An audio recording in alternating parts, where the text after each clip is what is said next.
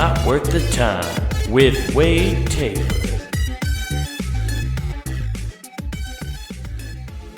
What's up, everybody? Welcome back to Not Worth the Time. It's been an eventful 2 weeks. Things have been going down. I hope everybody's having a good one. Hope everybody's staying safe and obeying the laws out there. None of this rabble-rousing and doing stuff that doesn't abide by our country's fine laws. You know, that sounds really bad way to start off a podcast. Be like, I hope you're following the rules, but saying it in a tone that makes it sound like I'm super disingenuous about that. Like, I hope you people are out there killing people, and I hope you're stealing, you know, hijacking buses, you know, stealing jewelry from that's what that tone sounded like. I was like, there aren't enough people breaking laws, and there isn't enough crime. No, I hope you really are doing all right and not doing any of that stuff. Actually, let's not encourage that kind of behavior. You know, as all these people preach now, use your platform for good. I don't have a platform. If anything, this podcast is the farthest thing from a fucking platform. But anyway, things are good. Everybody doing well. I hope you're doing well. I've learned a lot about myself this past couple weeks. I've tried to learn something new about myself to report to you guys. This is basically a report in a glorified diary at this point. And this is what Not Worth the Time has become. Is you listening to a diary of me like, I think I figured something out. I think I got an idea. Isn't that all these solo podcasts? That's what all of them are. It's ridiculous. But I caught myself doing some ridiculous shit the other day, you know? I caught myself at a gas station, as one does, checking out in the line, and paid for my stuff. I ringed it up and put in my PIN, all that good jazz. And next thing I know, I'm standing there, and I'm looking at the screen, and you know the keypad that you enter in and stuff for when you pay is not the fastest. It doesn't bring up the information as quick as it should. You know, you're kind of waiting for that approved to pop up. But normally, you end up, some of them don't even show it. Sometimes you have to wait for the cashier to just be like, you're good, man. All right, have a good day. You know, I've been conditioned now to wait for that approval. And I was waiting for that the other day. Like the dismissal, like, your purchase is good, be gone. I was waiting for a be gone, you know, just a absolute, like, get the hell out of my store. I'm done with you. Customer service over. Transaction done. Okay, I no longer have to be nice to you. That's what happens after they get your money. Any salesperson. As soon as the fucking money hits the bank account, as soon as it's extracted, and there's a green thumb that says, we got the money, they are out of there. It's like a robber when they're pulling a heist. As soon as they got the money in the hand, boom, that's when they explain the whole plot of how they got the scheme done. That's every Ocean's 11 movie. It's just them getting the money and being like, all right, now let's explain how we really got the dough. Because now we no longer have to put up with this charade. You know, especially at gas stations, those people, they are putting on the best charade possible, and most of them doing it at minimal effort. But I feel for the gas station employees, you know. Yeah, definitely just stood there and waited for a dismissal, and he never gave it to me. He just looked at me, wondering if I was gonna pick up my stuff and leave. And then finally, I just made the move. I was just like, all right, have a nice day. I had to initiate the goodbye sequence. I don't know if the NPCs in my universe are glitching out a little bit. But, yeah, that's the interactions I've been getting lately. A lot of delayed human reactions and bad social interactions like that. It was jarring. It made me mad at myself because I've been conditioned to wait for somebody to be like, okay, it's not considered stealing now. You can leave. When I see people all the time do the move where they put their card in, swipe it, do all the stuff on the screen, grab their stuff, and don't even wait. They're like, have a nice one, and just bolt. People do that all the time. That is confidence. That's what it must be like to really know you have money in your bank account. That's what that tells me, is you're so established in your life that you can just pay and you don't even need to wait to see if it clears. Or sometimes I'm like, I think I have $10 in my bank account. Let's give this a shot, I guess. Let's try to run it. Can I cover $9.98? Can I do it? Oh, we got 2 pennies left. Oh, thank Christ. All right. Thank God. We got through that one, That's just money confidence is what that is. Knowing that you don't even need to sweat and wait for the receipt. You don't even need to see that it says clear, approved. You know you're approved. That's when you know you've been getting loans since like 95. You don't even need to think about it. You're like, of course I have the fucking money, dude. I'm going to swipe this card and not even think about it. I guess I could do that with my credit card, but then, like, that would be super embarrassing. Get declined on a Discover credit card. That has to be an embarrassing moment. I mean, everybody makes fun of Discover cards, which I don't know how Discover card became the beating child of the finance world. Like, everybody makes fun of Discover card. Like, yeah, he's probably got a Discover. And I understand, like, a lot of places don't take it anymore. Every place takes it. It used to be a big deal. I remember going in to get haircuts at places where they wouldn't take Discover. And I was like, oh, okay, sorry. And that was like a big deal because I guess there was like a different charge or whatever. But they must have changed all that because I don't know too many places that don't accept Discover card anymore.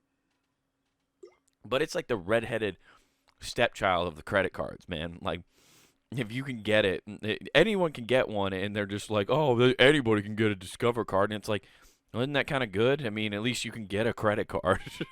Build some fucking credit, man.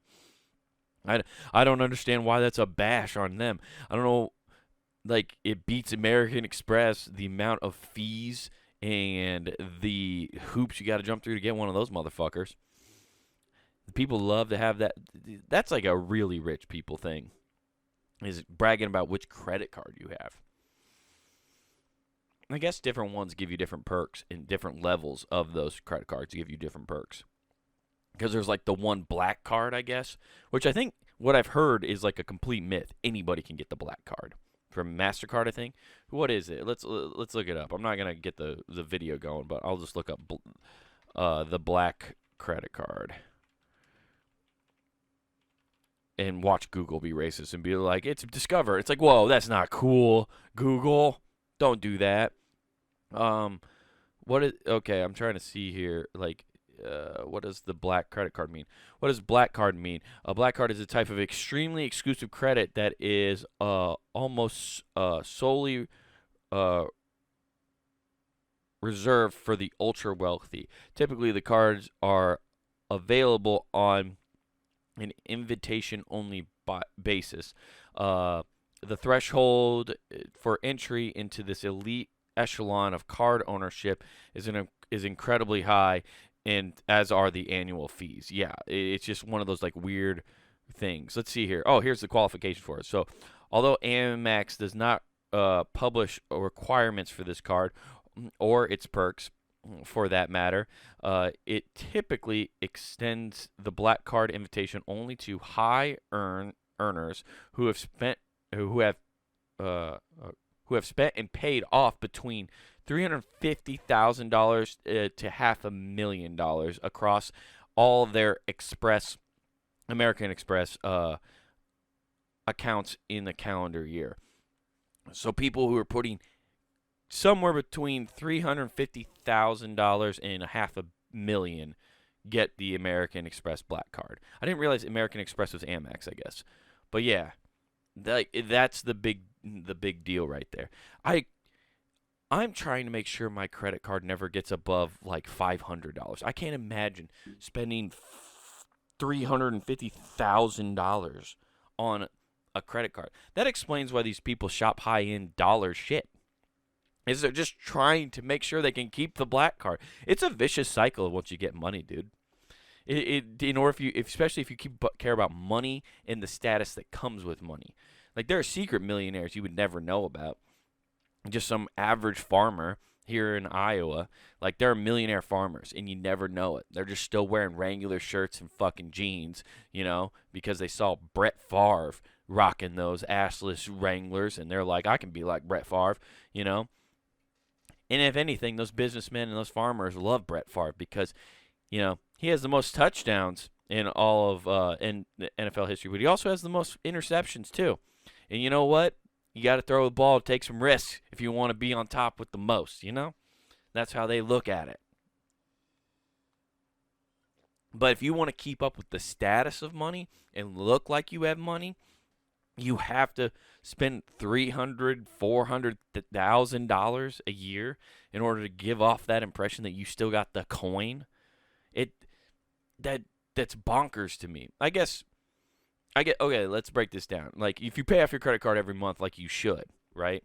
350,000, the lowest rank in to get that, divided by 12. That means you have to spend 30 you basically have to spend $30,000 a month. $29,166.70 a month. You have to spend a basic person's salary a month on a credit card as throwaway shit. They're just going to fancy restaurants, buying Gucci. That's wild, man. Oh my God. I couldn't deal with it, man. I couldn't. The thought alone of buying that shit, especially because then you're just buying stuff. Like, I guess you can buy trips and experiences and things, so that would help, and then you're not doing that. But a lot of people go material. They buy, like, stuff, and then you just have more stuff, and then eventually you got to get rid of it, and you can't resell a lot of it. You know? You're just, like, wasting an investment almost. That's wild to me. Yeah. I don't know. I guess some people have the ambition. They have the ambition to want to look like they're rich and be rich, you know. What's crazy is the people who want to look rich but aren't rich. That's another thing you got to do, though. I don't know. That's another thing I did find out about myself. I got on a weird tangent there about credit cards. Sorry, I don't know what happened there. Whew, that was a weird one, fellas. And ladies out there, that was a interesting one. But now you know what it takes to be the Black Card member. And if you aspire to be that, you can be whatever you want. You just have to have the ambition. I know I don't. I could give two shits less what my credit card color is. My credit card's blue, and I like it. It works, and I discover that I'm still poor with it most of the time. Discover these fees and poorness that you have. That's what I discover with that card. But I did discover that I don't have any ambition, really, comparatively. Now, comparison normally is the thief of joy. It really is. But I have to give it to this one, to this guy on this one. You know, I can't remember his name. I was watching a thing about it. But everybody's heard the myth and the legends of the Bitcoin hard drive that got thrown away, right? Some dude bought like 4,000 Bitcoin or mined 4,000 things of Bitcoin, had it on a hard drive, threw it away in like the early 2000s because Bitcoin was nothing. It was literally meant nothing. It was just this fucking weird concept, and this guy mined for it and then tossed out the laptop, not even thinking about it. Come now, or even at its peak, now it's like 3 billion, 4 billion. You know, it's just an absurd amount of wealth is what Bitcoin is, at least valued at. Like the determination of what value actually is with Bitcoin, who knows? But this dude has been ambitious as fuck since he threw that out, right? It's in a goddamn landfill. And unless you've turned a blind eye to what society thinks about landfills or what our landfills look like, you know they're just under a heap of fucking garbage, guys. Just so much trash. And he's been trying to talk to this dump in the city and whoever owns it and runs it for years, trying to let him to go sift through it. And of course they're like, yeah, that's a health risk. It's a environmental disaster.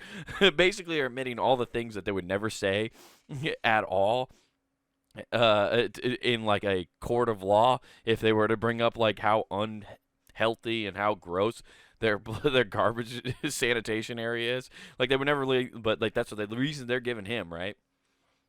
And they're keeping the faith on that one. But they won't let him in the landfill. And he won't let it go, guys. He's, I guess, now has investors and other people backing him in trying to raise enough money. And I think he has enough money now, or he's raised close to enough that's going to make this landfill raise an eyebrow or two to let them go excavate and try to find this laptop. That's crazy. For years, this guy's been after this fucking laptop. Years. I would have given up after the first month. After I realized I couldn't find it, I would have been like, damn, I really fucked up there. But I guess this is life-changing money. I don't like, it's not like it's mine. And I guess he's been telling people. I bet you the garbage place, the landfill, is telling him he can't go through because they're secretly looking for it. It's turning into an Uncharted situation so fast, guys. There's like 4 different crews of thieves trying to search through this. It's like trying to find the city of lost gold down there now. You know, they're trying to find Atlantis at this landfill. We know it's out there somewhere. You got crews sneaking in night and day, trying to sneak down into this place, just like, we'll find the gold. We'll find the Bitcoin. That's going to be a legend that stays around forever. Like Magellan's, like, gold, like in Uncharted. Just people looking for this hard drive of this computer. And I don't know, let's see how long does it take a computer hard drive to break down? Computer hard drive recycle. Recycle time. Let's find out. I bet you it lives forever. It like they never break down. Can a computer hard drive be recycled? All hard drives are recyclable, whether it's internal or external. Okay, they can be recycled, but I want. I guess there's a type breakdown.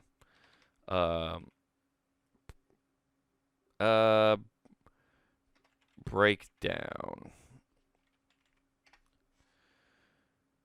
It's probably not gonna say it.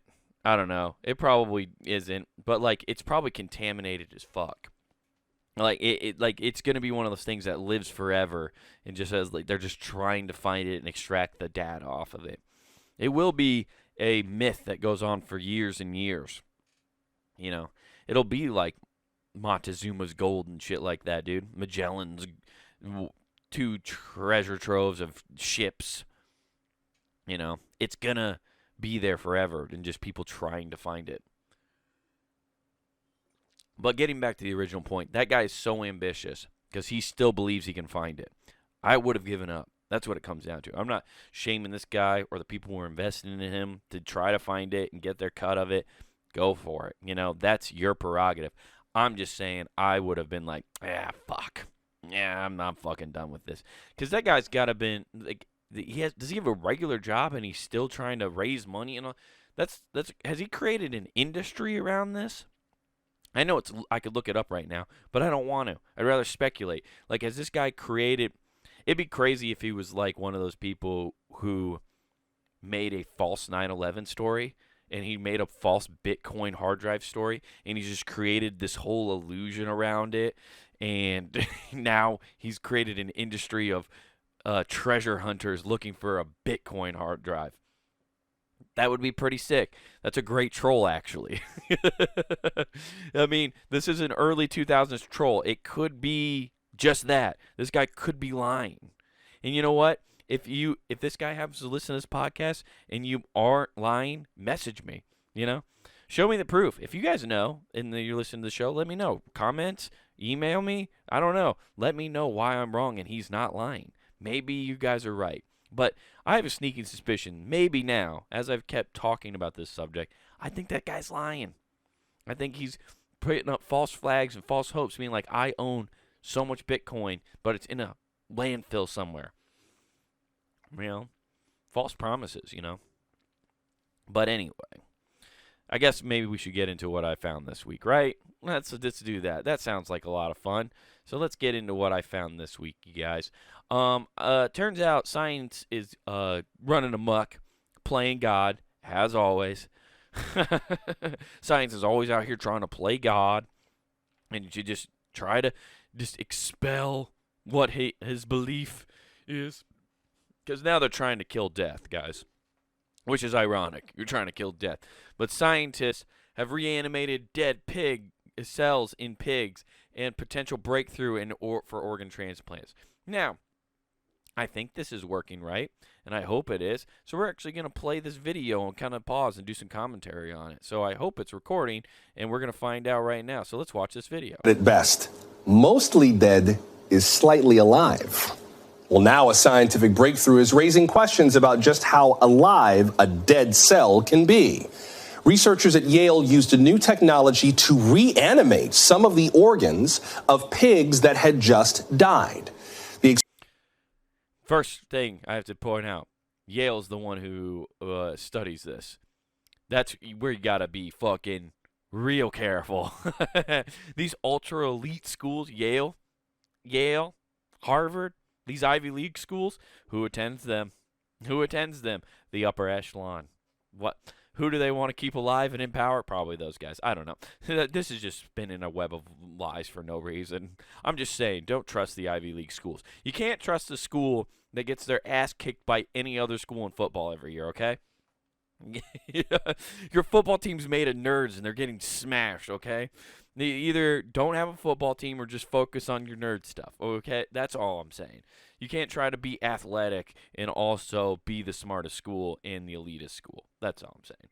You know, we should always be careful about which schools and who study it. Like, I don't know. If the University of Miami was breaking through on pig science, I think I would be a little less hesitant about it. I don't know. Like, they're just trying to make sure they can bring their pig back to life at a party. I don't know why. There's probably, especially maybe Arkansas, you know. If Arkansas was studying, like, we brought a pig back to life, you'd be like, oh, sick, Razorbacks are bringing back their mascots. They're going to have, 65 years of dead pigs brought back to life. Every fucking boar and mascot they've had is now back to life. You know, that's when I wouldn't be as, worried about this implementation. But when it's like Harvard and Yale, I'm like, what are you guys up to? I don't know about you guys. You guys have weird ties. Anyway, let's continue. Experimental process suggests there could be some cellular functions after death and that they might be reversible. The possibilities of this could be huge. It could help people survive longer after cardiac arrest or a stroke, or it could revolutionize organ transplants. Just think about it. Now we no longer have to worry about somebody being an organ donor anymore. You just have a bunch on the rack ready for you guys. That's right. You just have pig livers and pig hearts ready to fucking go. By the way, a guy who had one of the first pig hearts transplants ever, I think he died recently, which was not too long after he successfully, I think it was 2 or 3 months after he had his successful transplant, he died. Yeah, sad story. RIP to him and his family. Or not his family. His family's not dead, but condolences to his family. RIP to him. But just getting everybody off the organ donors list, and now you know exactly where it came from. I mean, that's pretty sick. It's a pretty good move for the organ game, you know. You no longer have people on waiting lists, all that stuff. You can get those down. You know, you just got to consent to having a pig part in you. You know, and some of these pigs are more adapted to pig parts, you know what I mean? Don't have to worry about, getting some donor transplant who has, a super fatty liver because he's been drinking his whole life or smoking a pack a day. They say sometimes when you get those organs from other people, you start craving stuff that the other person used to always crave. Because that organ is now in your system, and it's like, yo, I used to get this every day. This guy is not providing it. I need my 30 Mountain Dews a day. Otherwise, I'm shutting down as a kidney, even though that's probably what caused the first kidney shutdown. On the other hand, isn't this how, every zombie movie starts? A mind-blowing discovery and unintended consequences? Hey, man, NBC News needs better writers. This is what we're going to go with. We're going to go with the zombie theme right away. What are we actually dealing with? And what should we do with it? Let's get into all of that with Brendan Parent, Director of Transplant Ethics and Policy Research at the NYU Grossman School of Medicine. He provided commentary on this experiment for the journal Nature. Professor Parent, welcome. Good to have you with us. Thanks so much. Great to be here. Before we get into the ethical questions, let's explain the experiment a little more. It used a technology called Organ X, which involved trying to get some dead cells, dead organs, dead tissues to kind of restore some of their functions. Organ X was also the same program that Jason Voorhees was brought back in Jason X with. It's those. That's how they brought a dead Jason Voorhees back to life in space. What does Organ X do? You got it. Organ X takes a blood-like substitute and is hooked up to the veins and arteries of a pig that has been dead for an hour and gets that blood substitute flowing in a way that does better than blood itself. It has a cocktail of Oh, now that's just rude. He just fucking showed God up and been like, yeah, this stuff we made is better than blood. God's like, you motherfucker, you're improving on my goddamn recipe? And God's just like, it's evolution. It takes time. Now I'm just now getting the kinks out. By the way, if they have this solution that works better than blood, I'm guessing it doesn't, like, it's not like a substitute then. Because if you had, like, people who needed, like, blood transfusions and stuff, why wouldn't you use this solution? Sounds like. I don't know. Maybe it's this experimental one and they're just still experimenting with it and figure it out. But, like, if you had a synthetic blood that you could give people, maybe then it would work better. Maybe you can finally give Jehovah's Witnesses a transfusion or something. I don't know. Because they won't take other people's blood. That's against their religion. Or transplants. So maybe you can do this? I don't know. I guess you'd have to consult their religion. Pharmaceutical agents. It has a pulse control and actually manages to circulate this blood-like substance through the body to get the organs revitalized. Now, this is different from existing technologies, one called ECMO, extracorporeal membrane oxygenation, which is what some hospitals may use to try to supply oxygen and remove carbon dioxide from the body. How different were the results between ECMO and Organ X? Significantly, and I'll call it ECMO for simplicity. The Organ X technology demonstrated far better capacity to get this blood stuff to all of the relevant places, to get those organs revitalized. It actually managed to reverse processes of cellular death that we haven't seen reversed before. Wow. Also, I love that they're just showing a test tube lab. Like, they're not even showing, like B-roll footage of them pumping a dead pig back to life. Like, come on, guys. Quit holding back the money shot. I want to see the process. I want to see the pig that's been dead for an hour, hooked up to tubes, and brought back to life. Okay? Quit fucking cock teasing me. I want to see the pig live. You know? Give me that pump. I want to see that pig just up and at 'em after having its organs revitalized by a synthetic process with this X whatever technology. This Professor X technology.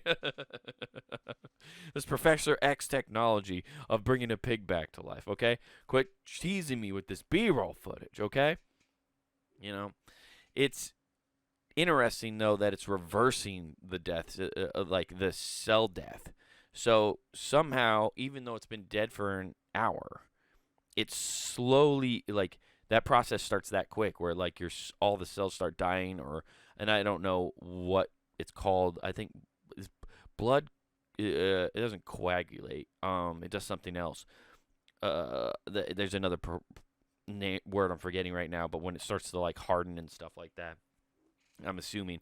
And that's why, like, having that flow through it probably helps once the blood flow stops from the heart stopping, like that, you've lost all the nutrients and stuff that go to the cell, is what I'm guessing. I'm not a doctor. I'm just a spitballing here.